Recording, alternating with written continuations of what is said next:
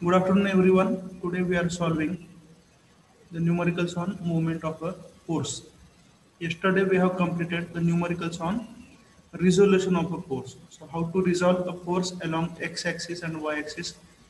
How to take the value of theta, which is an acute angle with x-axis. Those things we have seen. Then we started with some basics of movement of a force. So let us revise it quickly. We know that movement of a force, sorry, moment of a force is nothing but the rotational effect produced by a force on the body. So up to how much extent the body can be rotated by a given force, that idea is given by moment of a force. एखादा force बॉडीला कितपत move करू शकतो याचं judgement आपल्याला कोण देत आहे? Moment of a force. Moment calculate करायचं मॅथमॅटिकल मेथड कशी आहे? Magnitude of the force multiplied by the distance from a force. Moment हे आपण अराउंड 1 पॉइंट कॅल्क्युलेट करतो. तर ते मोमेंट कॅल्क्युलेट करण्यासाठी आपल्याला दोन गोष्टी लागतात. पहिली गोष्ट लागते magnitude of the force and distance of the force from that point. Distance of force म्हणजे काय? Line of action. आणि हे डिस्टन्स कसं असेल? Perpendicular distance. ठीक आहे. मोमेंट कॅन बी पॉझिटिव्ह और negative. Positive moment is taken as clockwise movement is taken as positive and anti-clockwise movement is taken as negative. याचं इलस्ट्रेशन आपण पाहिलं. रिव्हिजन करतो एका मिनिटात क्विकली. हा फोर्स आहे एफ. इथं पहिली डायग्राम पहा डावीकडची आणि त्याची लाईन ऑफ ऍक्शन असेल. If you want to calculate moment about point 2, find the perpendicular distance D. F into D. F is magnitude of the force, D is its perpendicular distance from that point. नंतर आपण एक 4 example मधून पाहिले की moment कधी positive असेल कधी negative असेल. कॅल्क्युलेशनची थोडीशी एक्सरसाइज केली, हे काय रिपीट करत नाही. Then we have seen that when a force is passing through a given point, then its moment about the same point is 0. ही खूप महत्त्वाची गोष्ट आहे. आज कॅल्क्युलेशनसाठी आपल्याला लागणार आहे म्हणून मी रिपीट करतोय. I hope you are listening carefully. एखादा फोर्स जर एखादा गिवन पॉइंट समजा ए मधून पास होत असेल तर त्या फोर्सचं मोमेंट ए या पॉइंट भोवती किती असणार आहे? 0 असणार आहे. हे आपण व्यवस्थित डिस्कस केले. कारण का? कारण हा फोर्स जर पॉइंट ए मधून पास होत असेल तर फोर्सचं लाईन ऑफ ऍक्शन आणि पॉइंट ए याच्यामधलं अंतर किती असतं? 0. करेक्ट. त्यामुळं बाय फॉर्म्युला हे जे डिस्टन्स आपण डी घेत होतो पूर्वी, डिस्टन्स डी म्हणजे काय? तर एखादा पॉइंट आणि फोर्सचं लाईन ऑफ ऍक्शन याच्यामधलं अंतर आहे. एफ इंटू डी हे मोमेंट झालं. आता इमॅजिन करा ओ हा पॉइंट जर ह्या फोर्सच्या लाईन वरतीच असेल, काय म्हणतो लक्षात येतं ना? ओ हा पॉइंट जर या फोर्सच्या लाईन वरतीच असेल तर डी ची व्हॅल्यू असणार आहे 0. I hope it is clear. Please reply. Yes, sir. Okay. हे खूप महत्वाचं आहे कारण याच्यामध्ये चुका होतात म्हणून मी मुद्दामून आज दुसऱ्यांदा तिसऱ्यांदा हे सांगितलंय. त्यामुळे एखादा फोर्स जर एका पॉइंट मधून पास होत असेल तर त्याच पॉइंट भोवती जर आपण मोमेंट घेतलं तर ते 0 असेल. Do remember this thing. काल दिलेल्या डायग्राम मध्ये थोडेसे मी चेंजेस केलेत कारण ही डायग्राम मी अशीच गडबडीत काढलेली होती. नंतर मी पाहिले की नोटबुक मध्ये जे आपलं नॉर्मल तुम्हाला नोट्स देत होतो, नोटबुक किंवा आपल्या नोट्स जे आहेत माझ्या त्याचं PDF करून पाठवतो ना. त्यामुळे जसा प्रॉब्लेम आपल्या नोट्स मध्ये असणार आहे तोच प्रॉब्लेम मी इथं थोडंसं डिस्टन्सेस वगैरे मॉडिफाय केलेले आहेत. Okay, will start solving this problem. Notebook pen असेल अशी अपेक्षा आहे तुमच्याकडं. Draw the given diagram.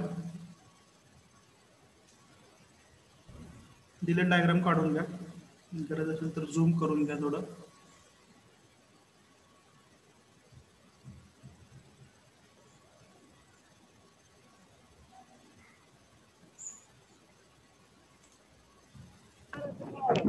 Are you drawing the diagram?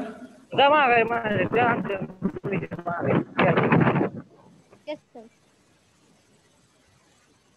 थोडी एक प्रिकॉशन घ्या बाळांनो. जसं आपल्याला सवय नाही या गोष्टींची. जर आपल्याला बोलायचं असेल तरच अनम्यूट करा. ओके, अदरवाईज म्यूट मोडमध्ये राहा. तर एक 2-5 सेकंद अनम्यूट करायचं, आपण स्वतः बोलणार आहोत. Okay,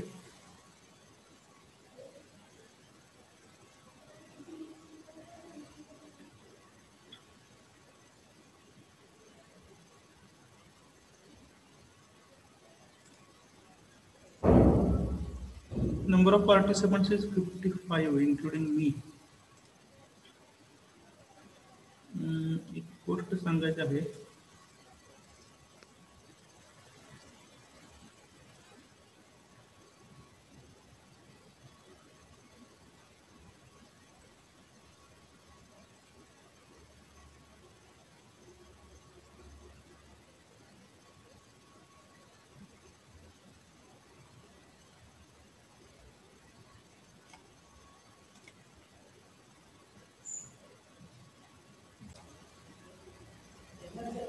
Have you drawn the diagram? Yes, sir. Yes, sir. Yes, sir. Okay. Yes, sir. Now, as per this diagram, which is visible on your screen, we have to find the moment of all the forces. How many forces are there? Total 4 forces are there. One is 50 kilonewton, another is 60 kilonewton, another is 100 newton, and last one is 150 newton. They are acting at 4 different corners of a square or rectangle. Out of that, we have to calculate moment of all the 4 forces about point B. Okay, या प्रकारच्या example मध्ये पहिली गोष्ट आपल्याला काय करायची बघा, तर जो गिवन पॉइंट बी आहे. Now please don't make any calculations. सर्वांचं लक्ष आहे? Yes, sir. Okay, please don't make any calculations. एक गोष्ट कायम लक्षात ठेवा, आपण उत्तर मिळवण्याऐवजी आपण कशावरती फोकस करतो, आपण मेथड शिकण्यावरती भर देतोय. ठीक आहे, एकदम मेथड माहिती झाली की आपल्याला पुढचे एक्झाम्पल सोपं जातं. ओके, तर हा जो बी पॉइंट आहे याच्यामधून पास होणारे कोणकोणते फोर्सेस आहेत ते पहिल्यांदा आयडेंटिफाय करा. कारण आपल्याला काय माहितीये,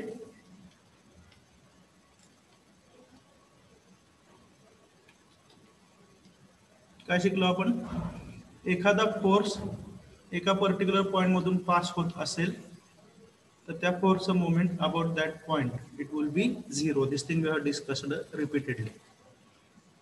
ठीक आहे, so the first thing we observe is the force of 60 newton जो वर्टिकली अपवर्ड आहे, it is passing through point B. Therefore, moment of this force of 60 Newton about point B will be 0. काय doubt आहे का याच्यामध्ये? Shall I continue? Yes, sir. Okay, doubt नाहीये. Okay, next जो डावीकडचा 50 न्यूटनचा force आहे जो point A मध्ये सध्या ऍक्ट होतोय, पण याची जर तुम्ही लाईन ऑफ ऍक्शन पुढे एक्सटेंड केली, I hope the mouse is visible to you on the screen, तर हा जो 50 न्यूटनचा डावीकडचा फोर्स आहे त्याची लाईन ऑफ एक्सटेंड जर आपण पुढे नेली, लाईन ऑफ ऍक्शन पुढे एक्सटेंड केली, तर ती सुद्धा कोणत्या पॉइंट मधून पास होते? पॉइंट बी मधूनच पास होते. Is it clear?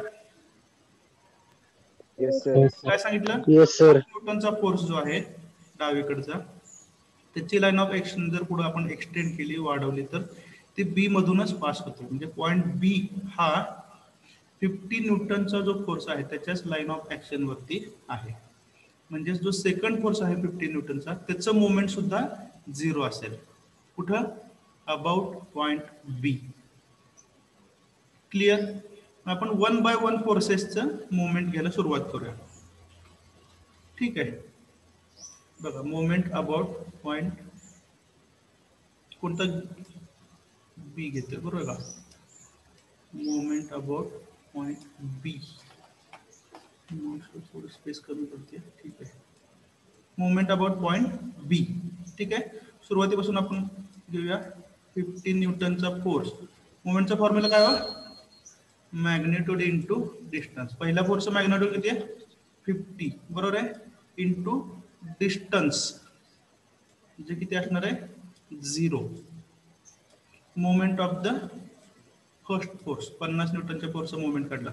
क्लिअर झालं? Continue. Yes, sir. Yes, sir. Plus दुसरा फोर्स मी घेतला, दुसरा फोर्स मी घेतोय 60 न्यूटनचा.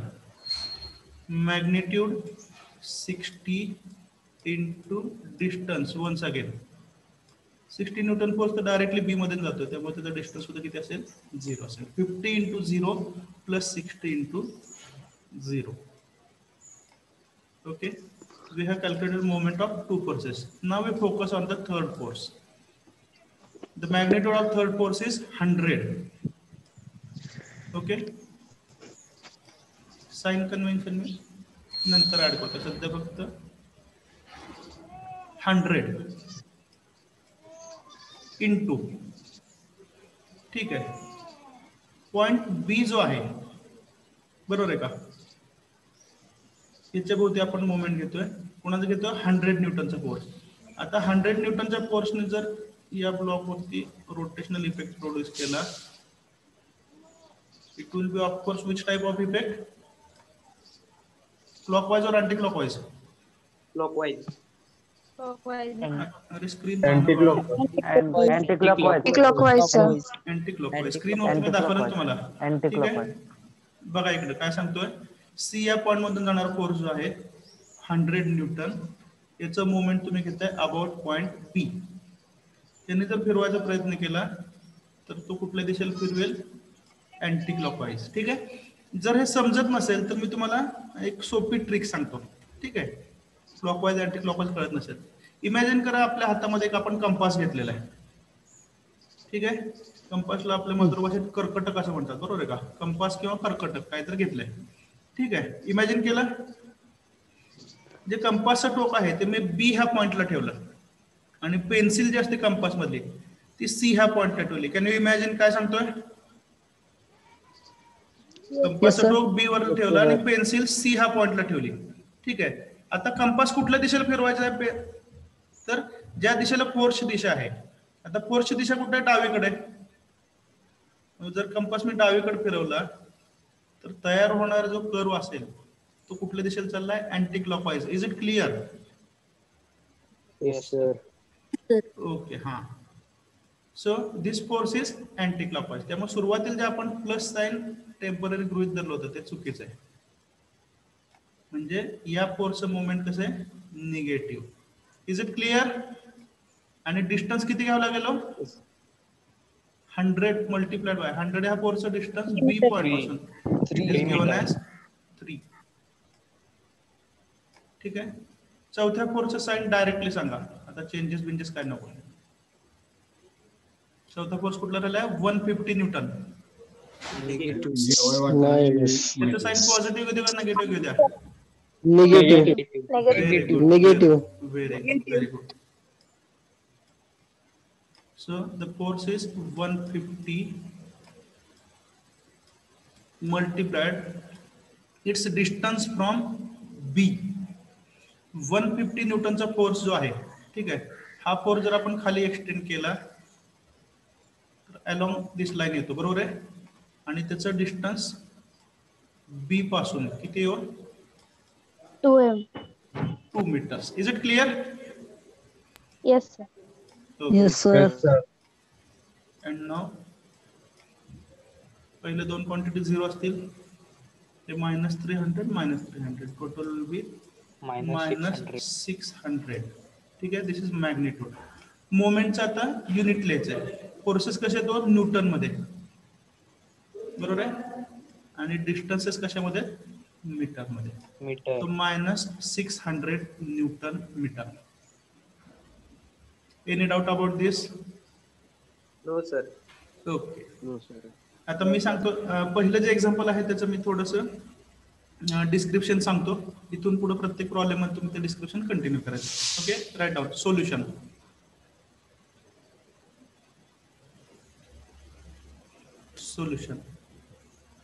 फॉर फाइंडिंग आउट, लिहून घ्या आता मी सांगतो ते. फॉर फाइंडिंग आउट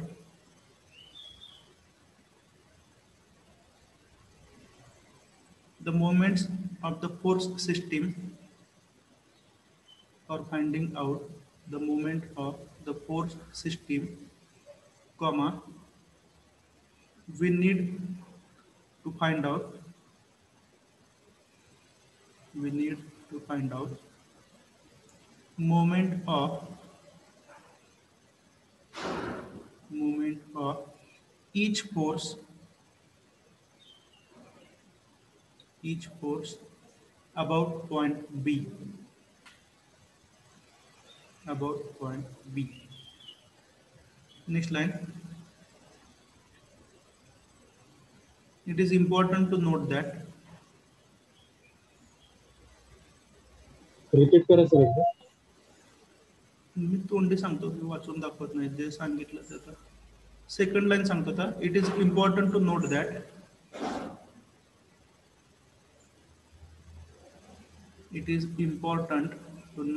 दॅट पहिल्या सेंटेन्स मध्ये काय सांगितलं, टोटल फोर्स सिस्टीमचं जर मुवमेंट काढायचं असेल तर काय करायचं आपल्याला, मुवमेंट ऑफ इंडिव्हिज्युअल फोर्स काढावं लागेल अबाउट पॉइंट बी. पहिल्या वाक्याचा अर्थ लक्षात आलाय? चला continue. Yes, sir. Okay. Next लाईनला आपण काय लिहितोय, it is important to note that, इथं लिहिले ना, the line of action of, it is important to note that the line of action of two forces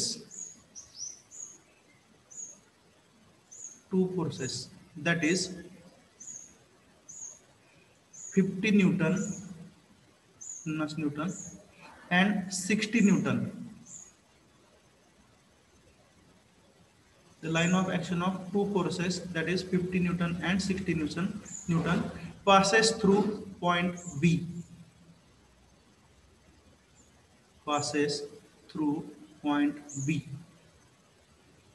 Full stop. Hence, movement of these two forces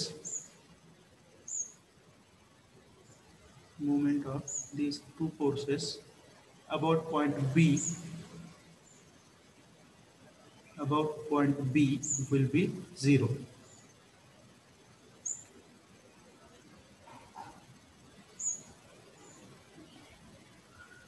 Next line, write down like this: summation of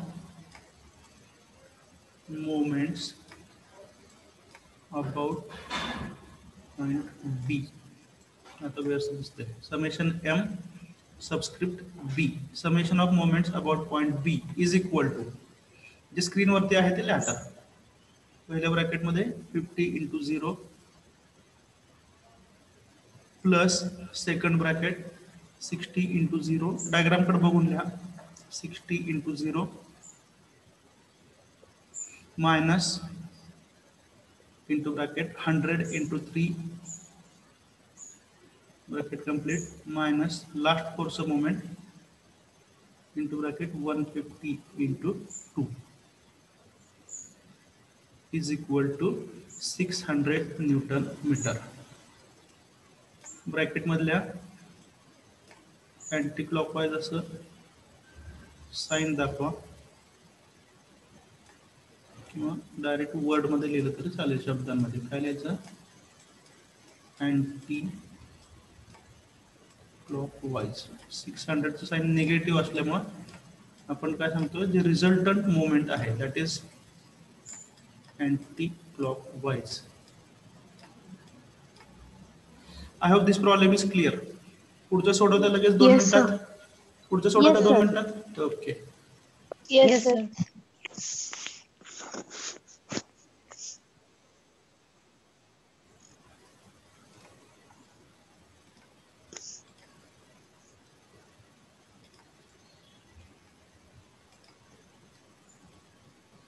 Now calculate the moment about point D. Same diagram, same values.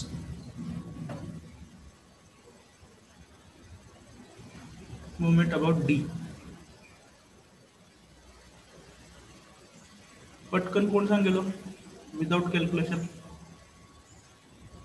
कागदावर काहीच न लिहितं.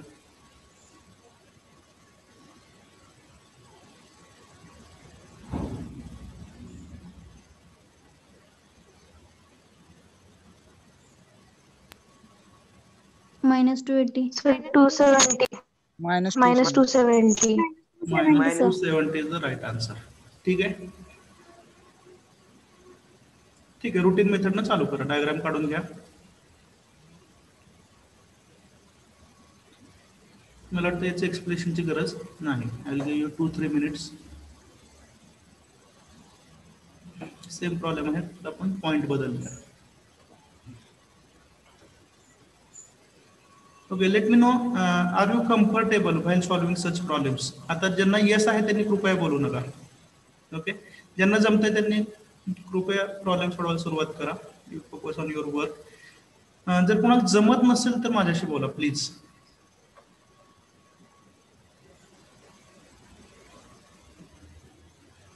If someone is uncomfortable while solving these problems, please interact with me. Sir please परत एकदा explain करता का? आपलं नाव, roll number सांगू शकता? C29 पल्लवी कोकडे. ओके, ठीक आहे. हा प्रॉब्लेम मी एक्सप्लेन करतो. ठीक आहे, ज्यांना गरज आहे त्यांनी पहा. ओके, ज्यांना काय डाऊट नाही त्यांनी प्रॉब्लेम सॉल्व्ह करायला कंटिन्यू करा. What is given to us. आपल्याला काय दिले तर आपल्याला 4 फोर्सेस दिलेले, 50 newton, 60 newton, 100 and 150 newton. We have to find out summation of moments about point D. हा प्रॉब्लेम एक्सप्लेन करतो. ठीक आहे, तर या सिस्टीम जी फोर्स सिस्टीम आहे त्याच्यामध्ये 4 फोर्सेस आहेत. तर प्रत्येकाचं मोमेंट आपल्याला कॅल्क्युलेट करायचं आहे. मोमेंट ऑफ इंडिव्हिज्युअल फोर्स कोणत्या पॉईंट भोवती? डी भोवती. तर डी ह्या पॉइंट मधून जाणारा पहिला फोर्स कितीला आहे? 150 न्यूटनचा आहे. पहिल्या फोर्स आपण मोमेंट काढतोय.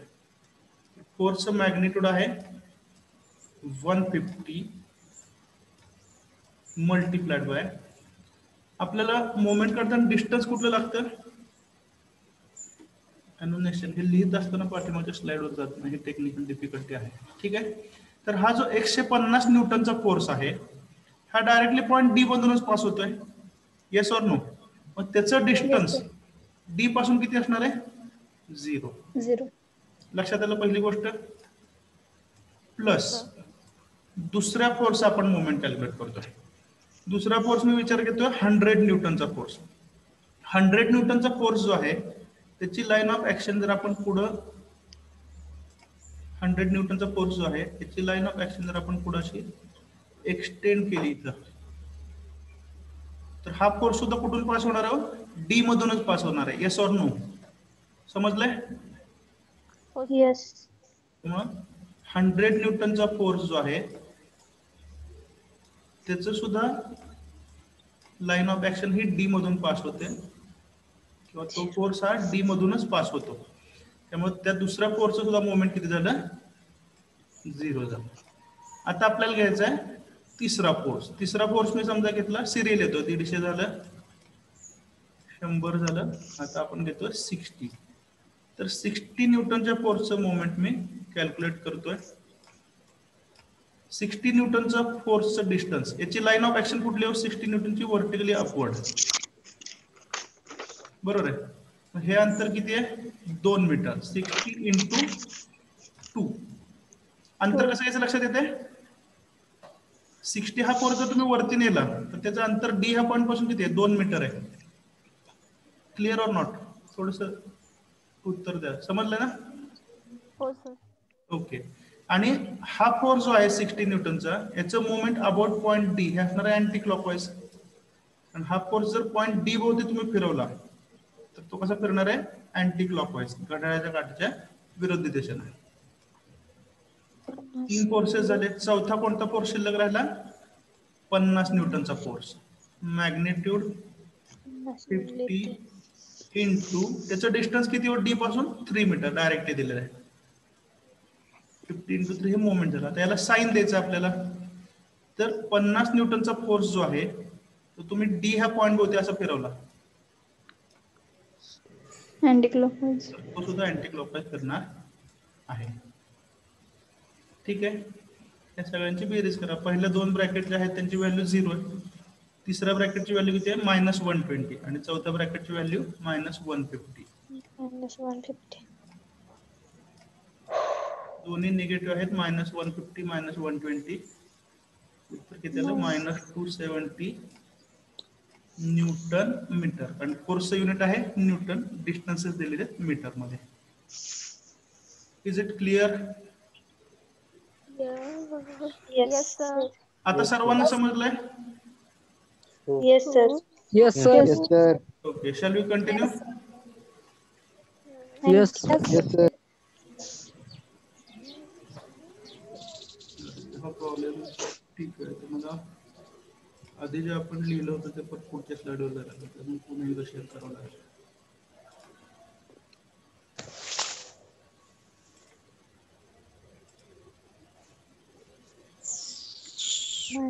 ओके, ड्रॉ दिस डायग्राम. आता हा प्रॉब्लेम सोडवायचा प्रयत्न करू नका, फक्त काय करावं लागेल डायग्राम काढण्याने विचार करून मला सांगा.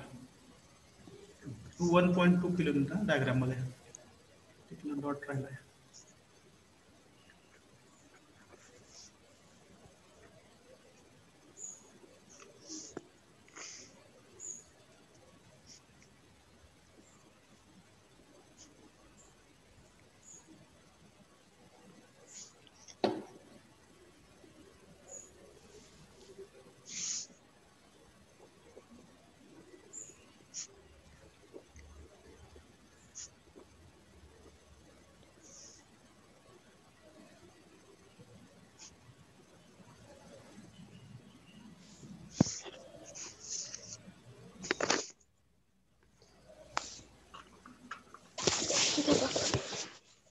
एक वाजून 32 मिनिट झालेले आहेत. काही लोक मीटिंग मध्ये एंट्री करायच्या तयारीत असतील आणि मी जीमेल वरती लक्ष ठेवून आहे.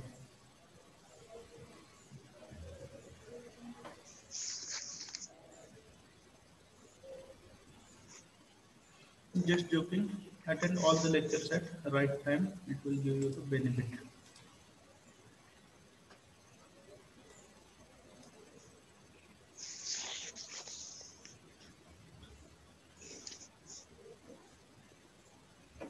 Draw the diagram. Write the statement.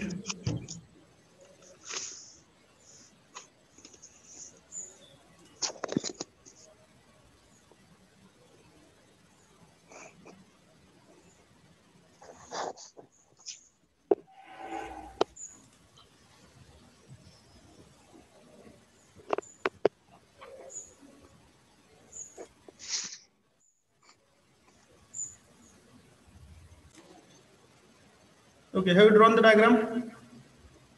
Yes, sir. Yes, Yes, sir. sir. Okay, इथला जो एरो आहे तो विसरून जावा. लाईन आहे असं समजा, तिथे काय फोर्स वगैरे काय नाही आहे. तर what is given data to us? ठीक आहे, एक ब्रॅकेट दिलेला आहे. ब्रॅकेट म्हणजे काय? तर कुठली गोष्ट होल्ड करणार एक डिव्हाइस, बरोबर आहे. म्हणजे आपण समजा फॅन, सिलिंग फॅन अडकवलेला असतो, बरोबर आहे का? तर त्या सिलिंग फॅनच्या वरती तुम्हाला अशा प्रकारचं ब्रॅकेट दिसतो, ज्याच्यामध्ये आपण सिलिंग फॅन लटकवलेला आहे. ठीक आहे, तर ब्रॅकेट म्हणजे काय? Holding device. कुठल्याही वस्तूला होल्ड करणारं ते डिव्हाइस असतं, जे साधारण मेटॅलिक पट्ट्या किंवा रॉडचं बनलेलं असतं. ठीक आहे, तर ब्रॅकेट हा शब्द आता विसरून जावा. ठीक आहे, तर आपल्या दृष्टीने म्हणतो काय? देर इज वन मेंबर और देर इज अ डिव्हाइस और सिस्टीम इन विच असं साधारण डिस्टॉर्टेड यू शेपचं हे डिव्हाइस आहे. त्याच्यावरती एक फोर्स ऍक्ट होतं, ज्याचं मॅग्नेट्यूड किती आहे? 1.2 किलो न्यूटन, म्हणजे 1200 न्यूटन. त्याचं इन्क्लिनेशन किती आहे? 30 डिग्री विथ द हॉरिझॉन्टल. ठीक आहे, दोन पॉईंटचे नाव दिले. Point A towards left at the bottom, point B towards right at the bottom. Distance between A and B is 140 mm. What we have to find out?